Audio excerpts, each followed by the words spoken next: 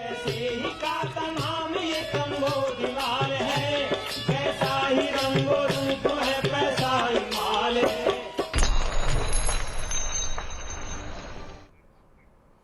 नमस्कार, मनी 9 के पसंदीदा कार्यक्रम मनी सेंट्रल में आप सभी का स्वागत है। मैं हूं विपुल सिंह। हर रोज की तरह हम हाजिर हैं आपकी जेब से जुड़ी हुई, देश की अर्थव्यवस्था से जुड़ी हुई तमाम महत्वपूर्ण खबरें लेकर के, और उन खबरों का हमारे आपके जीवन पर किस तरीके का असर पड़ेगा इसका विश्लेषण करने के लिए हमारे साथ हर रोज की तरह मनी 9 के संपादक अंशुमान तिवारी जी मौजूद हैं। अंशुमान सर, बहुत बहुत स्वागत है आपका। तो चलिए सबसे पहले आपको ये बता देते हैं कि ऑन द शो के जरिए कि क्या कुछ मुद्दे रहेंगे जिस पर विशेष तौर से हमारा जो है आज फोकस रहेगा। सबसे पहले बात करेंगे क्या फिर बिगड़ने लगा है मॉनसून का मिजाज। जी हाँ, हम क्यों ऐसा कह रहे हैं, क्योंकि नई जो आंकड़े निकल करके आए हैं वो क्या कुछ इंडिकेट कर रहे हैं, ये डिटेल में हम बातचीत करेंगे। अब सामान खरीदिए पैकिंग देख करके। जी हाँ, नए प्रस्ताव आए हैं और क्यों आपको अब सामान जो है वो पैकिंग देख के खरीदना चाहिए, डिटेल में करेंगे बातचीत। सिकुड़ने लगा है गोल्ड लोन का बाजार, क्या कुछ अपडेट है, पूरी डिटेल थोड़ी देर में बातचीत करेंगे। स्विगी जोमेटो ने शुरू की है वसूली, और अगर आप भी हैं जोमेटो स्विगी से खाना मंगाने के आदी तो आप किस तरीके से महंगाई आपको परेशान करेगी, डिटेल में इस पर बातचीत होगी। बिकेगी तो बढ़ेगी भारत की रेलवे को लेकर के क्या कुछ अपडेट है, इस पर भी होगी डिटेल में बातचीत। और साल भर में दोगुनी हो गई है महंगाई हर तरीके से परेशान कर रही है, और लगातार महंगाई के आंकड़े जो है उस पर हम डिटेल में मनी सेंटर में बातचीत कर ही रहे हैं। इस बीच जैसे जैसे मानसून सीजन आगे बढ़ रहा है वैसे वैसे मानसून का संतुलन भी बिगड़ने लगा है। उत्तर भारत में पंजाब और हरियाणा में अब भी बरसात की भारी कमी है, और दूसरी तरफ दक्षिण तथा पश्चिम भारत के लिए मौसम विभाग ने रेड अलर्ट जारी कर दिया है। मौसम विभाग के मुताबिक केरल, महाराष्ट्र, गुजरात, कर्नाटक में 15-16 जुलाई के दौरान भारी से बहुत भारी बरसात हो सकती है। इधर पंजाब और हरियाणा में अब तक जितनी बरसात हुई है वो सामान्य के मुकाबले बहुत कम है। पंजाब में अब तक सामान्य के मुकाबले 31% और हरियाणा में 32% कम बरसात हुई है। सर, मानसून की ये ताज़ा तस्वीर क्या दिखा रही है? मानसून अब उस दिशा में पहुंच गया है जिसकी संभावना है, जिसका डर पहले से था, और जिसको हम लगातार अपने मनी सेंट्रल के कवरेज में आपको बता रहे हैं। अब दो तस्वीरें उभर रही हैं। पहली तस्वीर ला निना की है, अतिवृष्टि की है, भारी बारिश की है। मध्य भारत में के इलाकों में जहां बाढ़ का खतरा ज़्यादा है वहां पर मौसम विभाग ने जो ताज़ा अलर्ट दिया है वो हैवी बारिश का, हैवी रेनफॉल का है। उसका असर ये, अगर आप सामने चार्ट देखें तो आपको दिखाई देगा कि इन इलाकों में अब भारी बारिश हो सकती है। यहाँ फसल को दूसरे तरीके का नुकसान है, बाढ़ का खतरा है, और शहरों में कामकाज रुकने का रिस्क है। लेकिन दूसरी तरफ आप जब मानसून की दूसरी तस्वीर देखें वो बेहद चिंताजनक है, क्योंकि आज हम महंगाई के आंकड़े पर भी बात करेंगे इस कार्यक्रम में आगे जो आया है। ताज़ा आंकड़ा बता रहा है कि अब फिर पहले पखवाड़े में इस हफ्ते में भारत का एक बड़ा हिस्सा रेनफॉल के डेफिसिट में चला गया, यानी बारिश की कमी में चला गया है। राष्ट्रीय स्तर के ऊपर भी अब डेफिसिट 2% से 3% हो गया है। पर इन राज्यों को ध्यान से देखिए इस चार्ट में, पंजाब 31% की कमी है, हरियाणा 32% की कमी है, छत्तीसगढ़ 25% की कमी है, झारखंड 45% की कमी है, ओडिशा 29% की कमी है। इसमें ऊपर के 4-5 राज्य खरीफ की फसल के लिहाज से सबसे महत्वपूर्ण है, खासतौर पर पंजाब, हरियाणा, छत्तीसगढ़ और झारखंड धान के उत्पादन के लिहाज से सबसे महत्वपूर्ण है। और यहाँ बारिश की कमी ऐसे क्रूशियल समय पर है जब बुवाई शुरू हो रही है या शुरू हो चुकी है। अगर ये समस्या अगले एक हफ्ते 2 हफ्ते में और रहती है और बारिश पर्याप्त नहीं होती तो फिर खरीफ को लेकर सारे अनुमान बाजार में गड़बड़ाएंगे, और उनको लेकर महंगाई की संभावनाएं, जो महंगाई इस समय में खाद्य महंगाई अपने पूरे प्रचंड रूप में है, वो और ज़्यादा बड़ी चुनौती बनेगी। दूसरी बड़ी बात यह है कि जुलाई के मध्य से मानसून में जो तेज़ी दिख रही है वो अतिवृष्टि के रूप में दिख रही है, सामान्य बारिश के तौर पर नहीं दिख रही। ये दूसरी बड़ी समस्या है, और इसलिए इस साल मानसून की तस्वीर के आधार पर बाजार में मांग को लेकर और खरीफ के उत्पादन को लेकर अनुमान लगा पाना ज़रा मुश्किल हो रहा है। इस बीच भारतीय स्टेट बैंक ने एक बार फिर से कंज्यूमर लोन महंगा कर दिया है। एसबीआई ने 15 जुलाई से चुनिंदा अवधि वाली एमसीएलआर में 5 से 10 बेसिस पॉइंट की बढ़ोतरी की है। एमसीएलआर में इस बढ़ोतरी से होम, कार और पर्सनल लोन महंगे हो जाएंगे। इससे पहले बैंक ने जून में भी एमसीएलआर में 10 बेसिस पॉइंट की बढ़ोतरी की थी। सर, किस कर्ज पर इसका सबसे ज़्यादा असर पड़ेगा और बैंकों का ये रुख क्या दिखा रहा है? एसबीआई भारत का सबसे बड़ा बैंक है विपुल जी, और एसबीआई ने जो marginal cost of lending rate है, जो कि बुनियादी फार्मूला होता है, बेंचमार्क होता है, जिसके आधार पर बैंक अपने अलग अलग लोन प्रोडक्ट्स पर अलग अलग तरीके के कर्ज पर ब्याज दरें तय करते हैं, उसमें 5 से 10% की बढ़ोतरी की, और लगातार दूसरी बढ़ोतरी है जो इस साल हमें दिखाई दे रही है। इसके बाद सभी पूरा पूरा का पूरा स्पेक्ट्रम, चाहे वो कार लोन का हो या होम लोन का हो या कॉर्पोरेट बिजनेस लोन का हो, सब में बढ़ोतरी होगी, क्योंकि एमसीएलआर के ऊपर ही स्प्रेड बिल्ट किए जाते हैं, बनाए जाते हैं। एमसीएलआर बेसिक रेट होती है और इसके बाद अलग अलग प्रोडक्ट पे और अलग अलग सर्विसेज के लिए ब्याज दरें तय की जाती हैं। ज़्यादा बड़ी चुनौती की बात यह है कि आरबीआई अब इस तरीके का संकेत दे रहा है, अगर आप बिंदु जोड़ने की कोशिश करें, अगर आप डॉट कनेक्ट करें, रिजर्व बैंक गवर्नर ने पिछले सप्ताह ये कहा था कि ब्याज दरों में कमी की बात करना अभी संभव नहीं है। उस समय वो आने वाली महंगाई का आंकड़ा देख रहे थे, जो हम आपको बराबर बताते रहे हैं। उसके बाद अब बैंकों को ये महसूस हो रहा है कि लंबे समय तक ब्याज दरों में कमी की गुंजाइश नहीं है और इसलिए अब कर्ज की दरें बढ़ाने की प्रक्रिया शुरू हो गई है और ये बढ़ोतरी एसबीआई की तरफ से आई है। संभावना है कि बाकी बैंक भी इसे फॉलो करेंगे। इस बीच उपभोक्ता मंत्रालय ने ज़्यादा वजन वाले पैक्ड प्रोडक्ट्स की पैकेजिंग और लेबलिंग के नियमों में बदलाव का प्रस्ताव दिया है। बोरों और दूसरे भारी पैकिंग में पैक प्रोडक्ट्स की क्वालिटी को कड़ा करने के लिए यह प्रस्ताव दिया गया है। ये नियम 25 किलो या फिर 25 लीटर से ज़्यादा क्षमता वाले पैक प्रोडक्ट पर लागू होगा। फिलहाल इस तरह की पैकिंग पर और मैन्युफैक्चरिंग तथा एमआरपी की जानकारी देना आवश्यक नहीं है, लेकिन नए नियमों के बाद ये जानकारी देना अब आवश्यक हो जाएगा। सर, ये नियमों में बदलाव करने की आवश्यकता क्यों पड़ रही है? भारत के रिटेल का स्वरूप बदल रहा है। शहरों में और कस्बों में रहने वाले लोग जब आप शॉपिंग करने जाते हैं तो थोक में सामान रिटेल स्टोर से खरीद रहे हैं। ये पहले की व्यवस्था थी कि जो कच्चा सामान था वो आप खुले बाजार से खरीदते थे, गेहूं या चावल, और छोटी पैकेजिंग बाजार रिटेल शॉप से खरीदते थे। लेकिन अब रिटेल शॉप्स पर मिलने वाली पैकेजिंग के आकार 25 किलो तक पहुंच गए हैं, 20 से 25 किलो। 10 से 15 किलो की पैकेजिंग तो सामान्य ग्रोसरी की उपलब्धि है, चाहे वो फ्लोर हो या राइस हो या बाकी सामान हो। और इनमें एक बड़ी चुनौती ये दिख रही है, जो ये बात देर में समझ में आई सरकार की व्यवस्था को, कि जो कानूनी व्यवस्था है उसमें इन पैकेजेस के ऊपर सही ढंग से कोई जानकारियाँ नहीं दी गई हैं। पैकेजिंग की, एक्सपायरी डेट की, उसके वेट की और इसके अलावा उसके मैन्युफैक्चरर्स की। आमतौर पर ऐसा देखा जाता है विपुल जी कि ये जो बड़ी पैकेजिंग है ये खाली एक वाइट पैकेट में पैक करके रख दी जाती हैं, बेची जाती हैं और इसमें क्वालिटी के और बाकी नियम नहीं है। जबकि जो छोटी पैकेजिंग है, 500 ग्राम तक की पैकेजिंग, 1 केजी की तक की पैकेजिंग, उन पर पैकिंग के सारे नियम लागू होते हैं। तो ये एक किस्म की गैप थी, एक बड़ी खामी थी। इसे भरने के लिए अब ये तय कर दिया गया है कि 25 किलो से ऊपर की पैकेजिंग के लिए भी नए नियम आएंगे। बल्क पैकेजिंग पर वो सारी नियम जानकारियाँ, मैन्युफैक्चरर्स का, पैकर की जानकारी, उत्पादन की जानकारी और सभी जानकारियाँ इस पर प्रिंट की जाएंगी। हाँ, अगर आप भी बाजार जाते हैं और ग्रॉसरी स्टोर से थोक में सामान खरीदते हैं तो ध्यान रखें कि आने वाले समय में वही पैकिंग खरीदें जिन पर ये जानकारियाँ उपलब्ध हों, क्योंकि ये पाया गया है कि बहुत सारे ग्रॉसरी स्टोर खुले बाजार से सामान उठाकर उसे पैक करके ऐसे ही बड़े पैकेजिंग में बेच रहे हैं। तो इस बात के लिए आपको ध्यान देने की आवश्यकता रहेगी। इस नज़र स्टार्टअप्स की फंडिंग करने वाले जापान के सॉफ्ट बैंक को भारतीय स्टार्टअप पेटीएम में भारी नुकसान हुआ है। जून तिमाही के दौरान सॉफ्ट बैंक पूरी तरीके से पेटीएम से बाहर हो गया और सॉफ्ट बैंक को पेटीएम में निवेश पर करीब $15 करोड़ का नुकसान उठाना पड़ा है।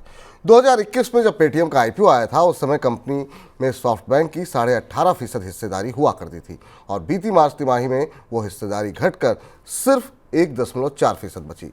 अब सॉफ्ट बैंक ने जून तिमाही में उस हिस्सेदारी को भी बेच दिया है।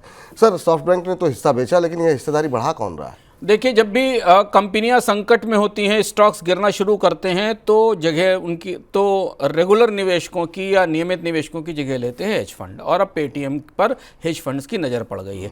जो ताज़ा आंकड़ा हमारे पास है उसमें ट्रिलान और यूबीएस के हेज फंड ने पेटीएम में अपनी हिस्सेदारी खरीदी है और हिस्सेदारी बढ़ाई है। आमतौर पर जबकि स्टॉक्स में सेल ऑफ आता है, बड़ा सेल ऑफ आता है और बड़े निवेशक निकलते हैं, तो उन्हें उसमें खरीदारी के लिए हेज फंड आते हैं। तो दोनों हेज फंड हैं, एक तो जो ट्रीलाइन हेज फंड है, सिंगापुर का बेस्ड है, उसने पेटीएम में अपनी शेयर होल्डिंग करीब 1.18% कर ली है बढ़ाकर, और दूसरा यूबीएस का जो हेज फंड है उसने इसमें निवेश किया है। पर पेटीएम की पूरी कारोबारी संभावनाओं पर गहरा प्रश्न चिन्ह है। कारोबार अंधेरे में और भविष्य अंधेरे में है। बड़े निवेशक इसे बेचकर निकल रहे हैं। इसके अलावा डोमेस्टिक म्यूचुअल फंड्स ने भी थोड़ी सी होल्डिंग बढ़ाई है पेटीएम में। इसमें खास तौर पर निपॉन इंडिया म्यूचुअल फंड और मिराय का नाम आ रहा है। इन दोनों ने भी पेटीएम के स्टॉक में खरीदारी की है। जी, इस बीच आरबीआई के प्रतिबंध लगाने के बाद जून तिमाही में आईएफएल फाइनेंस के गोल्ड लोन बुक में 7,000 करोड़ रुपए की गिरावट दर्ज की गई। जून तिमाही में आईएफएल फाइनेंस के गोल्ड लोन बुक का आकार 16,000 करोड़ रुपए रह गया, जो कि इससे पहले मार्च तिमाही में 23,354 करोड़ रुपए था। कुछ नियामकीय चिंताओं के कारण आरबीआई ने मार्च में आईएफएल को नए गोल्ड लोन लेने से रोक दिया था। सर, ये गोल्ड लोन कारोबार के लिए किस तरह के इंडिकेशंस मिल रहे हैं? गोल्ड लोन के कारोबार में पर बड़ा झटका है। 7,000 करोड़ का पोर्टफोलियो कम हो गया। आईएफएल सबसे बड़ी गोल्ड लोन कंपनियों में थी और यही स्थिति अन्य गोल्ड लोन कंपनियों की भी है। पिछले साल सरकार आरबीआई ने गोल्ड लोन कंपनियों पर सख्ती की थी। कारोबार में पारदर्शिता के गहरे सवाल उठे थे। यह पाया गया था कि गलत ढंग से वैल्यूएशन किया गया है, गलत ढंग से लोन दिए गए, कैश में लोन दिए गए और इसके बाद जो नया कारोबारी नियम की व्यवस्था इन पर लागू की गई, उसके बाद अब गोल्ड लोन की चुनौतियां बढ़ने लगी हैं। गोल्ड लोन कंपनियां जितने एग्रेसिव होकर, आक्रामक होकर जगह जगह प्रचार करके सोने के बदले कर्ज दे रही थी, अब वह व्यवस्था नहीं चल पा रही और इसलिए इसका असर हमें पूरे गोल्ड लोन बिजनेस पर दिख रहा था। पिछले साल फरवरी मार्च तक भारत के सबसे तेज दौड़ते लोन सेगमेंट में गोल्ड लोन था, पर आज हम साल भर बाद देख रहे हैं कि पूरा का पूरा सेगमेंट अब रेगुलेटरी समस्याओं के कारण सिकुड़ता जा रहा है। अब कंपनियां या बैंक, या खासतौर पर बैंक, सोने के बदले लोन देने में हिचक रहे हैं। जी, चलिए, इस बीच भारत ने विश्व व्यापार संगठन यानी डब्ल्यूटीओ के उस ड्राफ्ट को नकार दिया है जिसमें कि डब्ल्यूटीओ ने महासागरों में ज़रूरत से ज़्यादा फिशिंग रोक लगाने का प्रस्ताव दिया है। भारत की तरफ से कहा गया कि ड्राफ्ट में भारत जैसे देशों के छोटे मछुआरों के हितों को ध्यान में नहीं रखा गया। कई देशों में फिशिंग के लिए भारी सब्सिडी दी जाती है, जिसके खिलाफ डब्ल्यूटीओ में ड्राफ्ट तैयार किया गया। सर, डब्ल्यूटीओ में वही हुआ जिस बात का डर लग रहा था हम लोगों को। हाँ, क्योंकि फिशिंग को लेकर भारत का रुख इस मामले में बाकी यूरोपीय देशों से और अलग था। भारत का कहना था कि फिशिंग में सब्सिडी दी जा रही है और उन सब्सिडी का नुकसान छोटे मछुआरों को होता है। आमतौर पर यह डब्ल्यूटीओ के मंच पर लड़ाई भारत और चीन के बीच में थी, जो अबू धाबी की बैठक पे साफ दिखाई दी थी। चीन इस व्यवस्था को प्रमोट कर रहा है कि जो मैकेनाइज शिपिंग है या जो बड़ी मशीनों की ट्रॉलर के जरिए जो फिशिंग की जाती है समुद्रों में, उसे बढ़ावा दिया जाए और उसके लिए सब्सिडी दे रहा है। चीन इस समय दुनिया के इस फिशिंग मार्केट में मैकेनाइज शिपिंग का या मशीनी ट्रॉलर से शिपिंग का सबसे बड़ा सप्लायर भी है और उस बाजार में बड़ी हिस्सेदारी भी रखता है। भारत की आपत्ति ये थी कि बड़ी मशीनों से जब शिपिंग होगी तो छोटे मछुआरे जो जाल से पकड़ते हैं, खासतौर से भारत के तटों के आसपास, उनके लिए मछलियों की समस्या होगी और वो इसे शिपिंग नहीं कर पाएंगे। इस मामले में अफ्रीका के कुछ देश भी भारत के साथ हैं जो कि छोटी शिपिंग इंडस्ट्री पर काम करते हैं और इसलिए भारत का मानना यह था कि सब्सिडी में कटौती की जानी चाहिए, लेकिन ऐसा नहीं हो पाया। वो प्रस्ताव डब्ल्यूटीओ के मसौदे में आ गया है तो भारत की तरफ से इस पर विरोध दर्ज कराया गया। अगली डब्ल्यूटीओ की बैठक में यह टकराव का बड़ा मुद्दा होगा। इस बीच भारत में मोबाइल सेवाओं पर उपभोक्ता खर्च वित्त वर्ष 2023-24 की चौथी तिमाही में घटा है। इसका असर टेलीकॉम ऑपरेटर्स के पोस्टपेड कारोबार से प्राप्त होने वाले राजस्व पर भी पड़ा है। चौथी तिमाही में मोबाइल सेवाओं पर उपभोक्ता खर्च की वृद्धि दर मामूली 1.4% बढ़ी है, जो कि तीसरी तिमाही की वृद्धि दर 2.5% से काफ़ी कम है। सर, अब तो टेलीकॉम ऑपरेटर्स ने टैरिफ भी महंगा कर दिया है, तो क्या मान के चलें कंज्यूमर स्पेंडिंग अभी और घटेगी? चौथी तिमाही के आंकड़े जो ताजी बढ़ोतरी उससे पहले के हैं, यानी पहले ही भारत में मोबाइल की खपत या मोबाइल के कंजम्पशन में कमी आना शुरू हो गई थी। ये बढ़ोतरी, ये वजह शायद पिछले साल जो टैरिफ में बढ़ोतरी हुई थी उसकी वजह से दिखाई दे रही थी। जो मोबाइल सर्विसेज की जो यूज़र स्पेंडिंग है उसमें ग्रोथ भी नहीं है और अब कुछ हिस्सों में कमी भी दिख रही। इसके बाद अभी हमने चुनाव के तत्काल बाद बढ़ोतरी देखी है, तो बाजार ये महसूस कर रहा है, खासतौर से निवेशक की बात महसूस कर रहे हैं कि अब अगली 2 तिमाहियों में टेलीकॉम कंपनियों के रेवेन्यूज़ पर इसका और ज़्यादा असर पड़ेगा। और हम आपको बताते भी रहें, इसलिए टेलीकॉम कंपनियों ने अपनी कीमतें बढ़ाने के बाद अपने प्लान्स में कुछ मुफ्त सुविधाएं जोड़ने की बात की है। ज़्यादा सुविधाएं जो हाई वैल्यू प्लान है उसमें और ज़्यादा सुविधाएं बढ़ाने की बात कही है, लेकिन उन्हें महसूस हो रहा है कि टेलीकॉम की महंगाई, टेलीकॉम सर्विसेज की महंगाई उनके लिए मांग में कमी लेकर आएगी, जिसका संकेत हमें इनकी बैलेंस शीट से मिलता है। जी, चलिए अब रुक कर लेते हैं आज की सबसे बड़ी खबर का।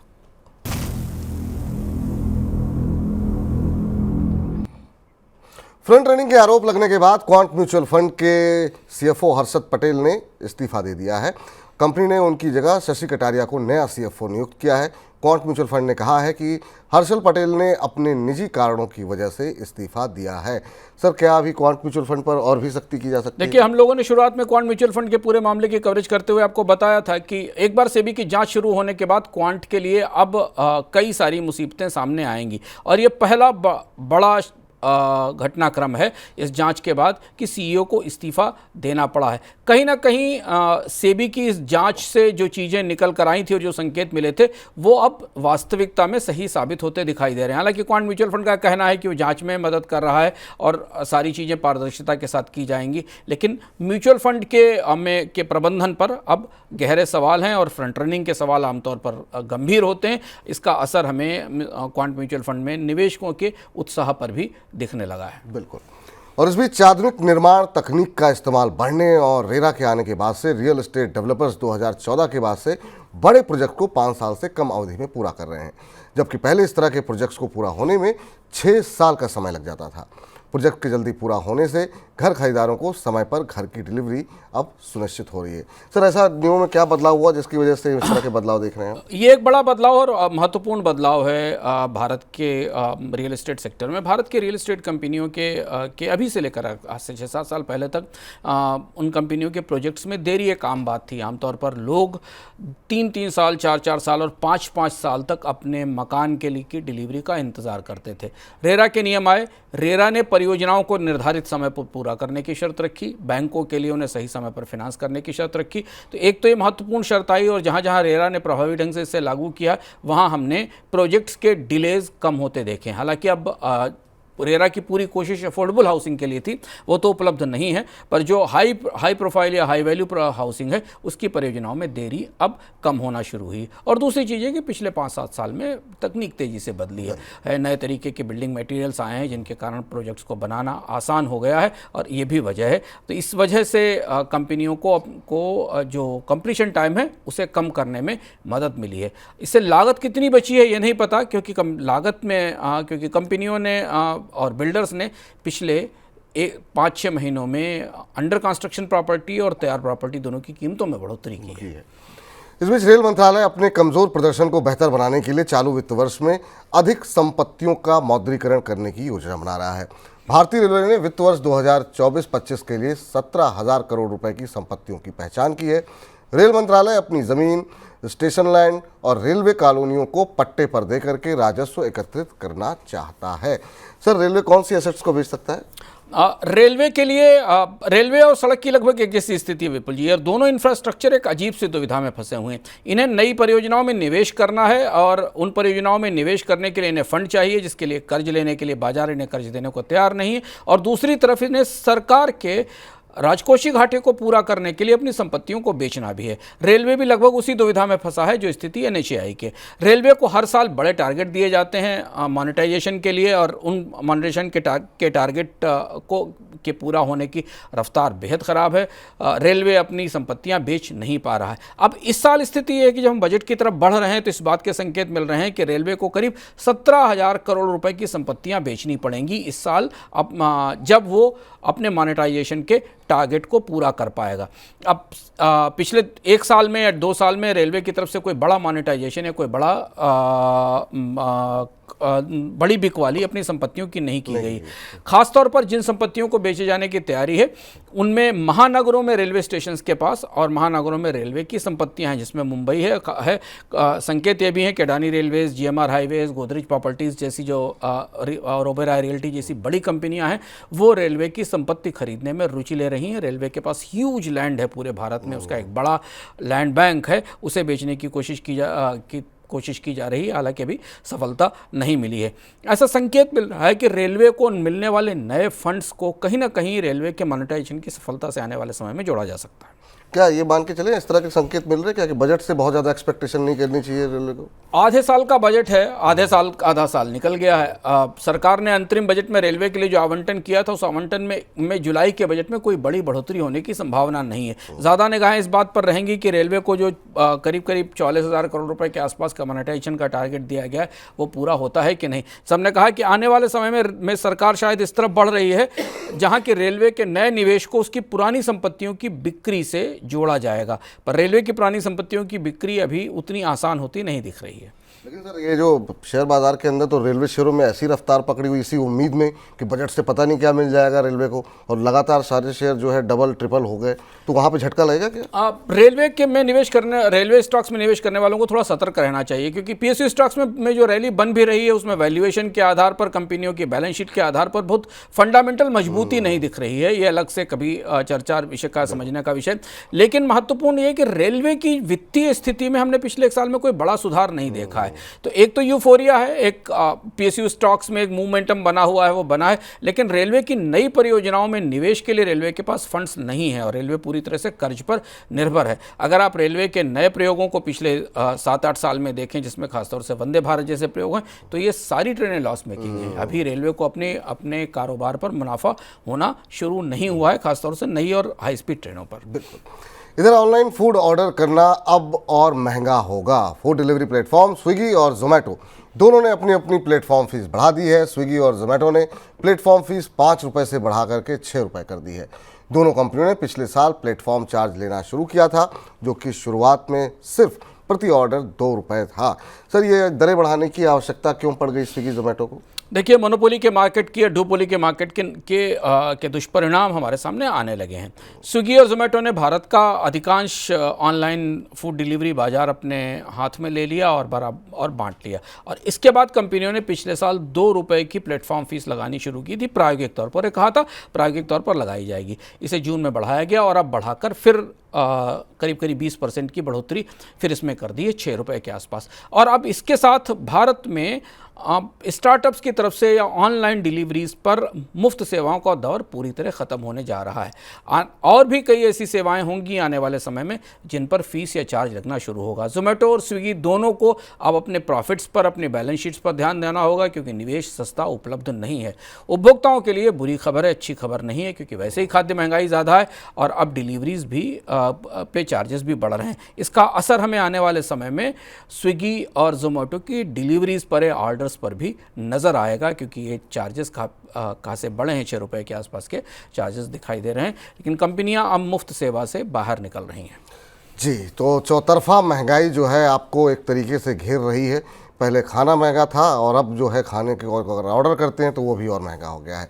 इधर खाद्य महंगाई लगातार बढ़ती जा रही है और उसकी वजह से सरकार और रिजर्व बैंक के लिए चुनौती भी बढ़ रही है।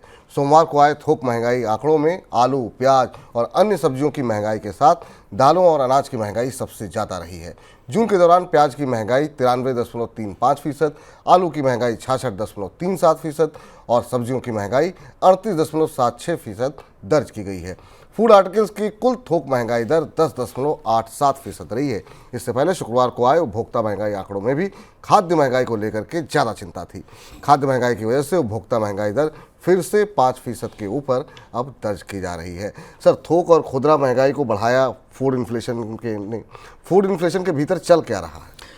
फूड इन्फ्लेशन का अब हमें एक तरीके से इस समय विपुल विस्फोट सा दिख रहा है और चीज़ें बिल्कुल नियंत्रण से बाहर हैं। अगर आप एक तरफ से सारे खाद्य उत्पादों को देखें, जिसमें बार बार चर्चा करते रहे हैं, वो सारी महंगाई एक साथ आ गई। इसमें कुछ तो मौसमी है, बारिश के कारण सब्जियों की कीमतों में हमने तेज़ बढ़ोतरी देखी है, और जब तक ये बारिश मानसून का समय जुलाई और अगस्त का नहीं निकलता, सब्जियों की आपूर्ति में कोई बड़ी बढ़ोतरी होने की संभावना नहीं है। तो जो खुदरा महंगाई का आंकड़ा पिछले हफ्ते आया था और थोक महंगाई का आंकड़ा आज आया है, इन दोनों में सब्जियां, खासतौर से आलू और प्याज सबसे बड़े विलेन हैं, सबसे बड़े खलनायक हैं। लेकिन इनकी आपूर्ति के छाया में हमें 2-3 और भी महत्वपूर्ण फूड कमोडिटीज़ हैं जिनमें निरंतर और मजबूत और जिद्दी महंगाई दिखाई दे रही है, जिसमें स्पाइसेस हैं, जिसमें अनाज हैं। अनाज की महंगाई लगभग 9% के आसपास है। दाल बड़ी महंगाई के तौर पर सामने आई, दाल की महंगाई, खुदरा महंगाई 16% के आसपास थी, थोक महंगाई 20% के आसपास हमें दिखाई दे रही है। पूरा का पूरा खाद्य अर्थव्यवस्था का संतुलन लड़खड़ा गया और बिगड़ गया है। जैसा हम पहले भी मनी सेंट्रल में कहते रहे और इकोनॉमिका में आपको विस्तार से बताते रहे कि भारत की खाद्य महंगाई इसलिए सबसे बड़ी पहेली है क्योंकि ये महंगाई उन उत्पादों से आ रही है जिनमें हम आत्मनिर्भर हैं, जिनके लिए हमें आयात नहीं करना पड़ता, जबकि जिनके लिए हम पिछले साल तक निर्यातक हुआ करते थे, यानी हमारे पास इनका सरप्लस उत्पादन है। और इसीलिए रिजर्व बैंक ने पिछले सप्ताह उन सारी उम्मीदों पर घड़ों पानी डाल दिया था कि ब्याज दरों में कमी होगी, क्योंकि रिजर्व बैंक ने कहा था कि खाद्य महंगाई की तस्वीर ठीक नहीं है। और अब इस स्थिति में जबकि हम पिछले एक साल में खाद्य महंगाई को दोगुना होता देख रहे हैं, अगर आप ईयर ऑन ईयर देखें विपुल जी, तो पिछले साल 4.55% थी और ताज़ी महंगाई का जो आंकड़ा हमें खुदरा महंगाई का मिला वो लगभग 10% के आसपास का हमको दिखाई दिया है महंगाई का। इस स्थिति में एक साल के भीतर खाद्य महंगाई का दोगुना हो जाना, जबकि फसलों की आपूर्ति सब कुछ बेहतर थी, कहीं ना कहीं रिजर्व बैंक को ये सोचने पर मजबूर करेगा कि भारत की वास्तविक कोर इन्फ्लेशन फूड इन्फ्लेशन है, क्योंकि कोर इन्फ्लेशन को आमतौर पर फूड इन्फ्लेशन से अलग माना जाता है। लेकिन सर, अगर गांव और शहरों के आंकड़ों को अगर देखें तो वो क्या बता रहे हैं, किस तरह की महंगाई जो है कहाँ पर ज़्यादा प्रभावित कर रही है? ये भी बड़ा चौंकाने वाला आंकड़ा है जो हमें महंगाई के आंकड़े में दिखाई देता है। अगर आप ध्यान से देखें तो मई की तुलना में जून में और पिछले साल जून की तुलना में इस साल के जून में ग्रामीण इलाकों में फूड इन्फ्लेशन शहरी इलाकों से ज़्यादा है, और ये भी बेहद चिंताजनक बात है, क्योंकि ग्रामीण इलाकों में खाद्य महंगाई की दर लगभग 9.9% के आसपास पहुंच रही है। जो ये महंगाई की दर हमें ये बता रही है कि ग्रामीण इलाकों में ज़िंदगी जीने की कॉस्ट लगातार बढ़ रही है, जबकि वहाँ पर इनकम में आय में कमी हो रही है। दूसरी और भी बात है कि महंगाई के बाद भी रूरल एरिया में इनकम नहीं बढ़ रही, यानी प्रोड्यूसर्स जो कि फूड प्रोडक्ट्स पैदा करते हैं उनकी आय में कोई बढ़ोतरी नहीं हो रही। ये महंगाई की सबसे बड़ी पहली है। तो रूरल और अर्बन दोनों एरियाज में खाद्य महंगाई 9% से ऊपर बनी हुई है। लेकिन सर, अब सवाल यहाँ पर ये है कि अब सबकी निगाहें जो लगी हुई हैं वो खरीफ की फसल पर है। क्या वाकई में खरीफ की फसल आने के बाद इन्फ्लेशन कंट्रोल में आती हुई दिखाई दे रही है आपको? विपुल जी, एक जो अभी की स्थिति है उसमें अगर आप थोक महंगाई को बेस माने, क्योंकि थोक महंगाई का आंकड़ा खुदरा महंगाई के आधार पर आया, थोक महंगाई में खाद्य महंगाई लगभग 11% के आसपास है, 10.87% के आसपास है। इसका असर हमें अगले महीने यानी जुलाई के खुदरा महंगाई के आंकड़े में दिखाई देगा। तो जुलाई का जो आंकड़ा आएगा वो खाद्य महंगाई के इससे ज़्यादा चौंकाने वाला और बड़ा हो सकता है। तो पहली चीज़ तो ये कि जो महंगाई की ट्रेजेक्ट्री है थोक से खुदरा तक फैल गई। पहले हम देखते थे कि खुदरा महंगाई में नरमी दिखती थी, थोक महंगाई में नरमी दिखती थी, रिटेल इन्फ्लेशन में थोड़ी बढ़ोतरी दिखती थी। तो अब ये दोनों जगह फैल गई है। दूसरी बात है कि खरीफ की फसल को लेकर तस्वीर डावाडोल है। जैसे हमने बताया, मानसून शुरुआत में डेफिशिएंट था, फिर बीच में रिकवरी आई, अब फिर मानसून डेफिशिएंट हो गया और इसके बाद बाढ़ का खतरा सामने टंगा हुआ है। इन सारे आकलनों के बीच में कम से कम 3 या 4 कमोडिटीज़ की महंगाई जस की तस है। अनाज की महंगाई, स्पाइसेस की महंगाई, दाल की महंगाई और जो प्रोटीन प्रोडक्ट्स और दूध की महंगाई, इनकी महंगाई जस की तस बनी हुई है। इसलिए खरीफ को लेकर कर फिंगर्स क्रॉस्ड हैं कि खरीफ की उपज से कितनी आपूर्ति हो सकती है, और इसीलिए शायद सरकार अभी निर्यात खोलने का कोई फैसला नहीं करेगी। लेकिन रिजर्व बैंक के लिए सबसे बड़ी चुनौती ये है कि 9% के आसपास की जो महंगाई दर है वो उसे अब अगले 5-6 महीने तक ब्याज दरों में कमी की तरफ सोचने नहीं देगी। चलिए, कुछ और महत्वपूर्ण खबरों का रुख करते हैं फटाफट झटपट में।